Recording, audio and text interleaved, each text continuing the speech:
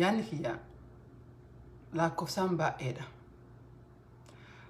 Haasaa kiyya immoo sa'a baay'ee fudhachuu isinirraa fudhachuun barbaadu. Garuu yaadni kun maali? Gariin fakkeenyaaf mata duree yoo isin himee jedhee dhufiinsa Profeesar Maraaraa as magaalaa Chicago dubbii torbee dabree dubbadhe waa'ee miidiyaa OMN qabatee nuti uummanni lakkoofsaan baay'ee ka qabeenyaan xiqqaa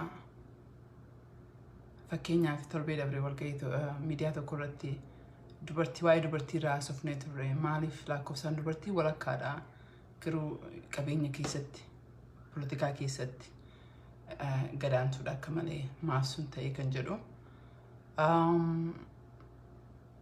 Akka biraa immoo akkaawuntii kiyya feekii namoota rakkataa waan jirtaniif asiin durallee dubbadheen jira. Akkaawuntii hedduutu maqaa kiyyaan ka 89 qabutu jira, ka 30 qabutu jira, ka 20 qabutu jira. Kanallee xiqqooraan dubbadhee jedha. Kaan ammoo ka dubbadhee jedhu naashinaalizimii, oromummaa, sabboonummaa jechuun afaan Ingiliffaatiin naashinaalizimiidha fi gandummaa.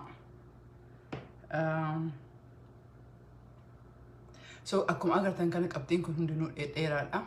Yoo danda'ee jedhee gaggabaasee isinitti himee jedha yookiin ammoo gadiirraa dubbadheetiin itti deebi'a yeroo biraatti itti deebina waliin mari'annaa jechuudha.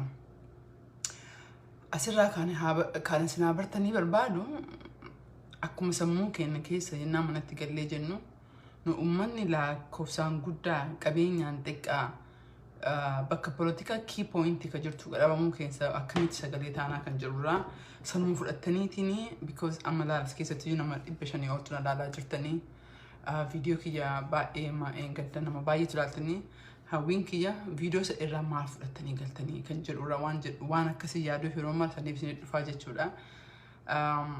Sometimes as Facebook irratti gadi banii miidiyaa irratti haasa'uun sometimes laafaadha. Sometimes ammoo injabaatee jedha oo dhugaa isinitti himee jedhee asitti dhufanii lallabuu gariin nama rabsaa gariin keessan baay'inni keessan nama faarsitanii sodaa hedduutu jira jechuudha. Sababaan ammoo dhugaa dubbadhuufi because yeroo dhugaati.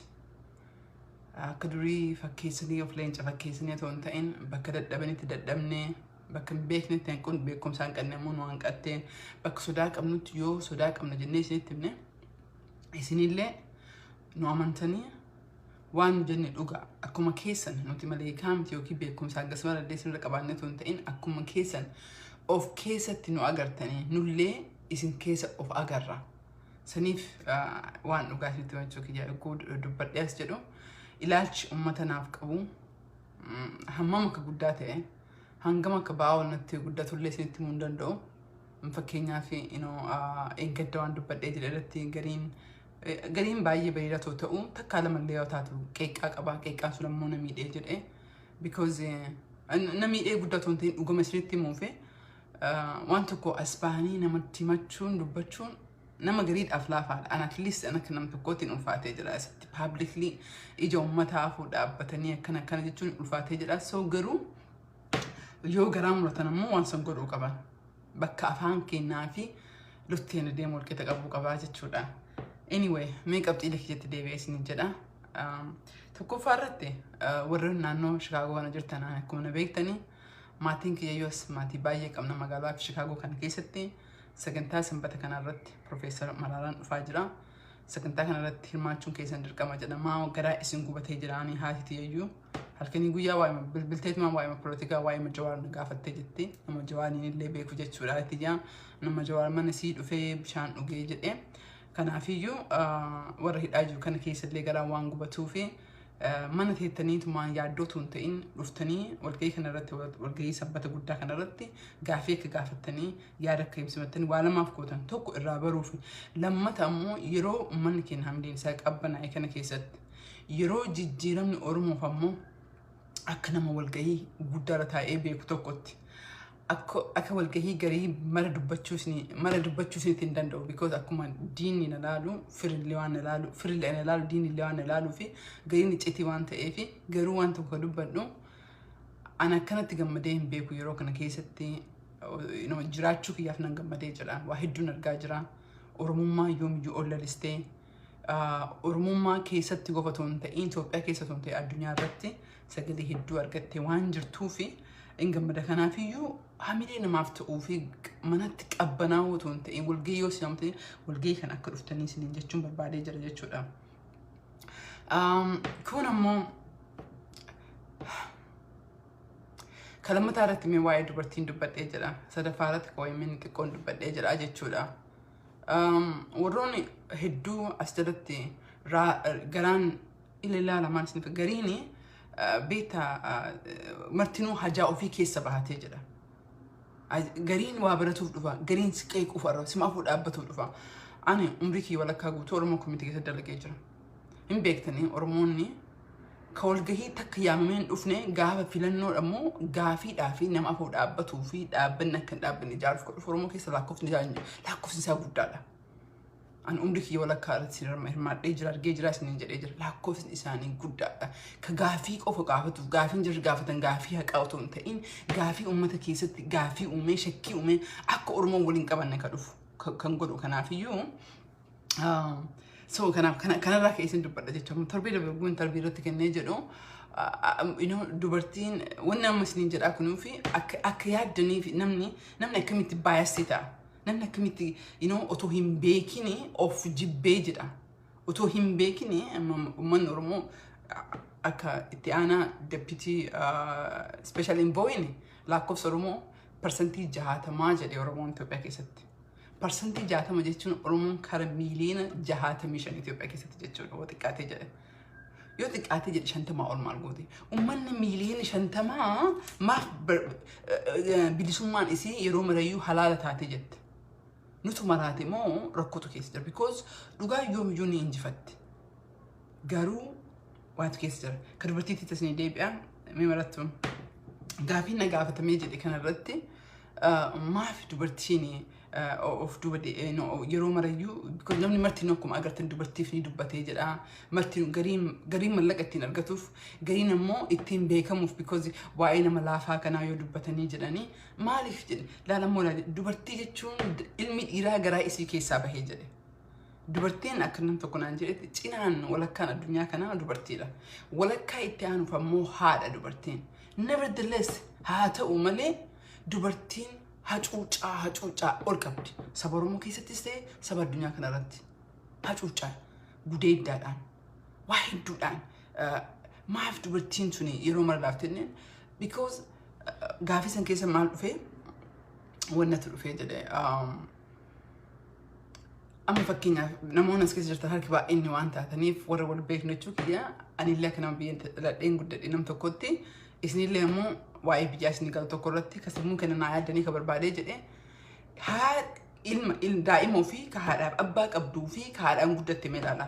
Intala haadhaan guddatte jedhaniitiin cabsanii guddisan maqaan na badde ka cabsu sun eenyu dubartiidha.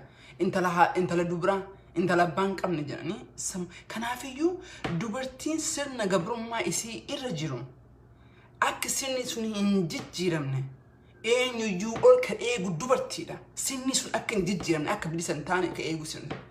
Qabsoo Oromoo keessatti illee ilaaltan sababaan dubartii kaasee fi qabsoo Oromooti walitti waan hidhatuuf baay'inaan otoo akkas jirru Itoophiyaa keessatti uummanni Oromoo yoo xiqqaate walakkaa yoo ta'ee jedhe akka sirni sun hin cabne sirna nafxanyaa san ka deemaa ture Oromoodha.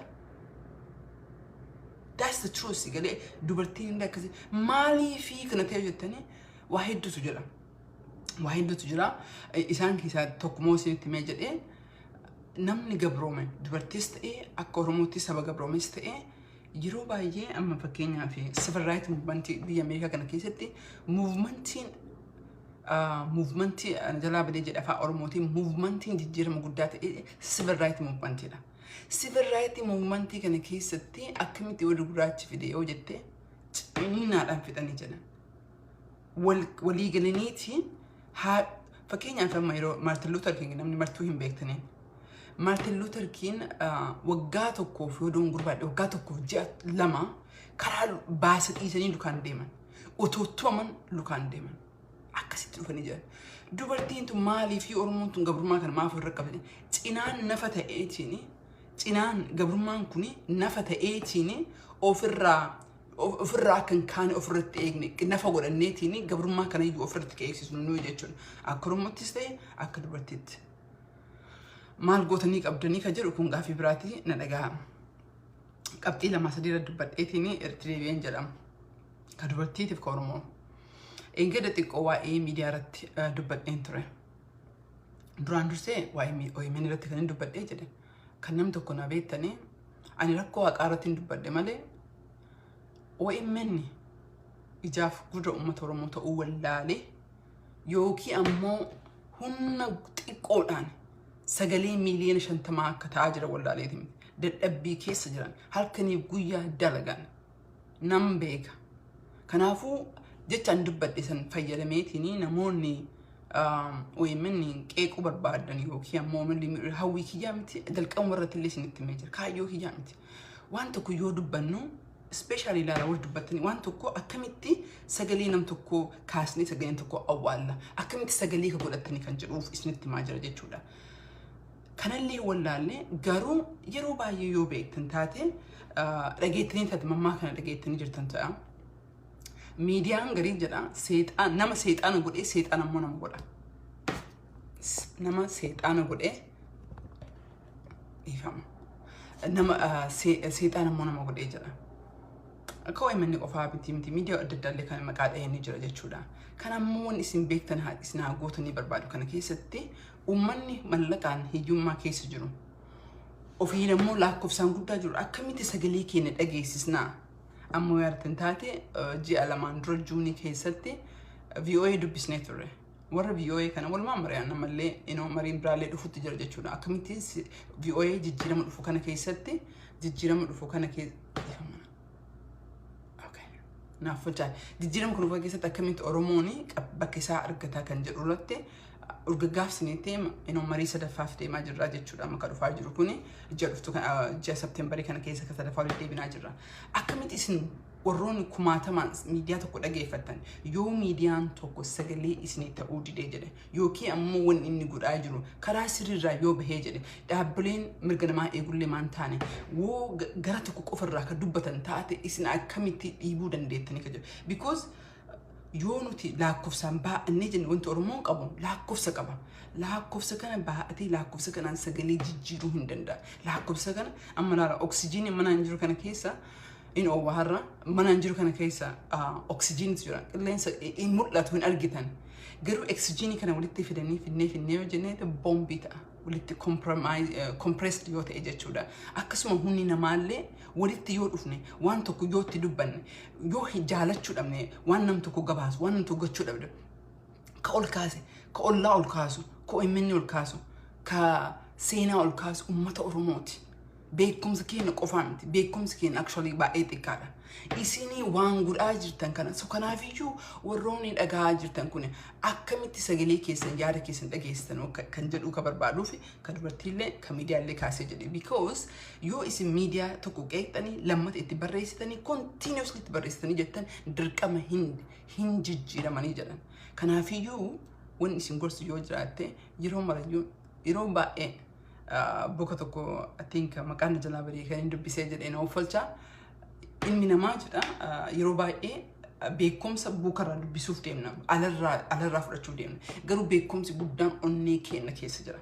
Garuu fookasiin keenya onnee keessa waan hin ta'inii fi beekumsa ala jirtu xixiqqoo tana fudhachuuf saammachuuf walitti wallollee yookiin wanni ta'e beekumsi guddaan onnee keenya is untapped energy untapped knowledge dhuma hin qabne onni keenya keessa jira. Kanaafuu onni keenya keessa deebinee of ilaallee yoo jenne akkamitti waan dhugaa tokko yoo ta'e akkamitti faana deemna.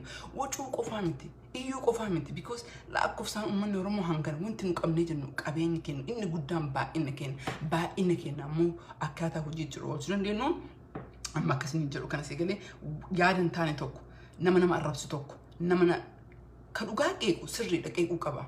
Because ilmi namaa malee kaame ilmi namaa hin dogongora yeroo baay'ee dogongora ka diqqeeqarraa ka baasuu dandeettaniin yoo itti dubbattan yoo itti katabdanii jettan hin dhagahee jedha. Yeroo jalqabaatiif hin dhagahu isinitti fakkaata malee hin dhagahee jira. Kanaafiyyuu warroota miidiyaas ta'e warroota organization adda addaas ta'e include UN illee jechuudha.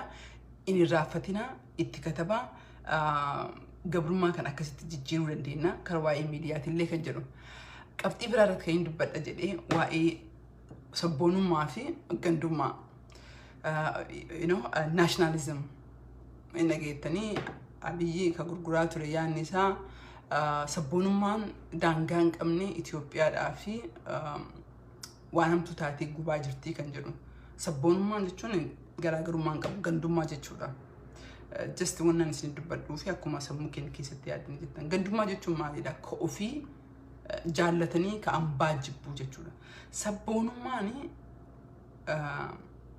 wanna kana karaaraan jalaan baasina namni gariin beekumaa wanna jedhe sabboonummaa jechuun ofiis eenyummaa ofiitiin boonuudha. Garuu eenyummaan ofiin boonu kun kan nama gadi qabee keenya ol qabu ta'e sabboonummaa sirrii miti.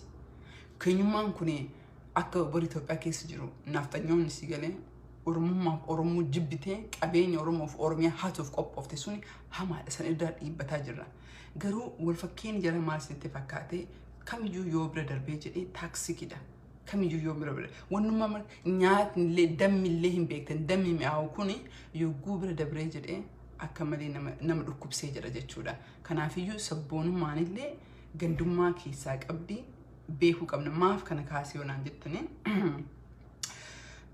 Afrikaa guutuu kana keessa hin beektanii biyya Afrikaan harki 99 biyyoota akka Itoophiyaa fi Liibiyaa yoon ta'in biyya dhihaa kanaan gabrummaa bitamtee turte jechuudha. Bitamteetiin gabrummaa waggaa 50-60 kana keessa gabrummaa ofirraa baaste jette. Gabrummaa baastee galuu biyyi dimokiraasiitti ceeteetiin biyyi tasgabbooftee biyyi gaarii taate baay'ee biyyoota xiqqoodha. Maalidha ummanni keenya imperialismii irra jira ummata keenya jiru ummata Oromoo qofa osoo hin ta'in ummata Afrikaa guutuu jechuudha. Qaamaa fi warri adiin irra haa deemu malee indirectly karaa ekonomiitiin karaa adda addaatiin imperialismii itti fufee jira. Imperialismii kana keessatti ammoo wanni hamaan ka ta'e gandummaa si galee amma biyyoota hedduu kana keessa biyyuma bakkuma barbaadan laala Somaaliyaa qabadha. Even biyyi ollaa keenya jirtu biyyi xiqqoo dimokiraasii wayyaa qabdu jennu Keenyaadha.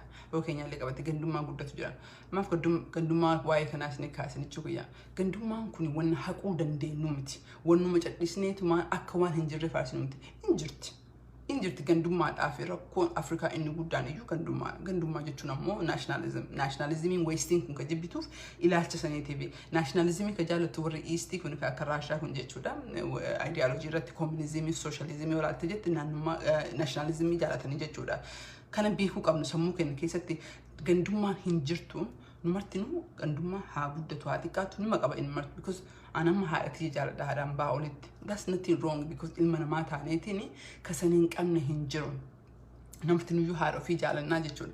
Garuu hoo yoo bira dabarsinee jenne tokko gadi qabnee tokko qofa ol qabnee bira dabarsinee jenne kenna malee kan biraa hin jiru jenne rakkoon sun ammoo intentionally mataa keenya keessa waan jirtuuf uumaan dhiiga keenya keessa waan jiruuf actively ilaalleetiin waan akkanaa ofirraa hambisuu qabnaa waan isin jechuuf because ilma numartiin waan akkasii waan qabnuuf akkamitti collective waliigalteetti waan Oromoof bu'aa buusu tokko because akka walotti yoo bu'aa argannee jennee jijjiirama guddatti nu dhufa. Ganda yoo taane ciccinnee ammoo yeroo marayyuu achumatti wal nyaannee hafnaa jechuus ni barbaadeetiin. Kan biratti mee kadhumaa kanarra jedhee isin fixee jedha. Feesbuukii yeroo biraallee deebi'een jira. Isinitti dubbadhee jira. Feesbuukii akkaawuntii maqaa kiyyaan Feesbuukii hedduutu jira. So wanni isin naan gootan kan hin barbaade kan isin kadhadhee jedhu Feesbuukii tokko 1989 jira, tokko 30 jira, tokko 20 jira. Feesbuukiin kunniin information nama kijibaniitiin ana fakkaatanii information fuudhaa jiranii. Iccitii hedduutu namni nasa'ee ka ergee ka itti barreessitu jira. Akka kiyyaa kan maxxansutu jira. Kanaafiyyuu warroonni dhageettan namoota baay'ee as keessa jirtanii boodallee ka dhaga'uu dandeettanii. Facebook live ka jiru agartanii gubbaarratti live ka jiru suniin peejii kiyya ka dhugaati. Facebook live kun bakka nama live kan namni biraa share irraa godhu kan namni biraa irraa dubbatu Facebook oloonni hedduu maqaa kiyyaan ka jiranii kiyyaa miti at least waan biraa dadhabdan achitti naaf hin barreessina achitti hin erginaa isiniin jedha. Sababaan ammoo akkuma isin jedhe kana namoota hedduutu akkana goone jettanii qaama waggool agaruu natti himtanii dhiifama maagachuu hin dandeettanii maagachuu hin danda'u garuu I'm trying akka warri sun gabbuusu yaalaa jira garuu hin godhan natti hin fakkaatu isin ammoo kana dogongortanii Facebook isaniitiin erginaa isin jedha. Meedhumarratti kan hin jedhu waan biyya keessa deemaa jiru jechuudha amma fakkeenyaaf boru press conference irratti naasofnee jirra haasaa amma mootummaan Itoophiyaa mootummaan nafxanyaa kan amma godhaa jiru irratti akkamitti ilaaluu qabna. Xiinxala iddoo akka xiinxala namni keenya argaa jiru waan quba qabuu fi isinillee waan argaa jettanii fi really wachuu qofa hin dandeenyu. Bara marayyuu nuti warra himatu warruma boohu warruma hiriira ba'u ta'uu hin dandeenyu. Kanneen qabsoo kanatti illee seenee fi isinillee qabsoo kana keessa kan jirtanii fi akkamitti dhugaa fi dhara gargar baafannee ce'uu qabna dhumuu qabna. Lamaan kan filannoo ta'e ce'uu qabna amma booda ijoolleen teenya ijoolleen nu gadi dhalattee jettee gabrummaa kana fuutee ittiin deemuu hin dandeettu yookiin adabattee jiraachuu yookiin ammoo gabrummaa kana mulqineetiin ofii keenya dhumuu wayya. Kanaafiyyuu marii amma dhufaa jiru kana irratti akkamitti ilaalla. Mootummaan Ameerikaa ammoo wanna deemaa jiru kana quba akkuma isin quba qabdan quba qabaa gadi ammoo kan isin quba hin qabnillee kan quba qabutu jira jechuudha. Ilaalcha addunyaa Oromoo irraa qabdu jimaata dabree amma mee sabaaf sablammii sagal wajjin marii godhaa turre iccitiidhaan paablikii miti riippoortiin isaanii bahaa jedhee abdiin qabaa adoon akka yoom akka bahu Oromoos jechuudha Oromoo bakka bu'ee jechuudha. Sabni Tigrees jira sabni Amaaraas jira saba guddaa saba sagalan guddaa ka jennu so nin arga jijjiirama dhufaa jiru Oromoodhaaf hedduun gammada kanaa fi jijjiirama kana keessatti yeroo kana ru'iin kiyyaan jiraadhee hangana dhugaan Oromoo mul'atu jira. Warroota guddaallee warra hedduu warra waa'ee Itoophiyaa fi Afrikaa irratti dubbatu wajjin illee teennee haasofnee mari'annee jirra. Akkasumas immoo riippoortii garee advokasii waliin taanee baasnellee agartanii jirtan riippoortii biraallee yeroo gabaabaa keessatti ni baasna ka jedhu abdiin qaba. Kanaafuu jijjiiramni guddaan dhufaa jira. Jijjiirama kana keessatti nuti boo'uu fi iyyuuf qofa qophaa'uu hin qabnu. Kana jechuun maal ganda keenya keessatti community keenya keessatti mari'achuu ijaaramuu qabdan. Yeroo baay'ee ijaaramu isin jedha namni keenya hogguu wal gahiin jiraatu hogguu waa jiraatti maadha ijaarama qophaa'aa jira jijjiiramni kun dhufaa jira. Jijjiirama gandummaan ijaarame jijjiirama dhoksaan as keessa ijaaraniitiin nama itti yaaman kun jijjiirama miti. Of sabbuun qabdu Oromoon akka kalee goonee wanta of aangisne yoo ka jennu taate garga'uu hin dandeenyu ce'uu hin danda'u Oromoo. Beekaan fi uummata akkam ta'u sigalee gareen tokko ijaarameetiin gareen tokko akkanatti ka abbaarra beekee falfala jettee Oromooni. Kanaafiyyuu beektonni teennillee warri qabsoo kana keessa jirtanillee warri qabsoo kanaaf du'aa jirtaniifillee jijjiiramni akka Oromoof dhufaa jiru jijjiiramni dhufuma immoo jijjiirama akka malee Oromoof gaariidha. Oromoon waan sodaatu hin qabu. Kana jechaan ammoo gallee haarafnu jechaa miti. Warri qabsoo kana keessatti hirmaataa jirtan daran itti hirmaannee jabaachuu qabnaa jechuu kiyya barbaadeetiin. Warroonni kun ammoo shoortikatii godhuu barbaadu ammoo Oromoon fayyadu Oromoo qooda because Oromoon tokko angoomee tokko akka deebi'ee qabsootti galuu hin barbaanne. Ta'ammaa tana Oromoo toon ta'in Itoophiyaan guutuun iyyuu guutuutti achi ce'uu qabnaa waan jechuu barbaadeetii fi kana keessatti hirmaannaan keessan guddaadha. Kanuma jedheen dhaabee jedhaa galatoomaa isiniin jedhaa boruu miidiyaa ollaa irratti dhufee pirees irratti dubbannee jenna. Rabbi jedhee at least torbaan takkitti dhufee yaada kiyya isiniif ibsaa. Gaaffii yaada daddaa qabaatan immoo naafillee barreessaatiin qabxii sanillee isiniif deebisuu hin danda'a jechuudha. Maaf kun ta'a maaf akkana ta'a maaf waa hedduu ka dubbachuu hin dandeenyetu kan hin jiru waan ta'eef waa'ee hidhamtootallee akka sammuu keessan keessa jiru tasuma sammuu keenya keessallee ka jiru jechuudha. Kaniin hundayyuu quba qabnaa dala deemaa jirra asitti yeroo mara baanee xiinxala isinitti muudoo dadhabnee jennee at least wanti tokko ka waadaa isinii seennu akka ollaatitti as Ameerikaa keessa qofa otoo hin ta'in Yuuroopitti illee jala deemaa jirra. Speaking of Europe dargaggoonni Yuuroopi iskoolaarshippii guyyaa 6 kan mallaqne xayyaara kaffalamee hoteelli kaffalamee nyaatni kaffalamee treeningii guyyaa 6 Firaansitti argattanii hedduu galatoomaa isinii jechuu barbaada. Kara community I think adde Fatiyaadha natti fakkaatee gara siinillee application galchitanii maqaa keessan ergutti jirra. Deadlinein hadhatti murteessina jennee.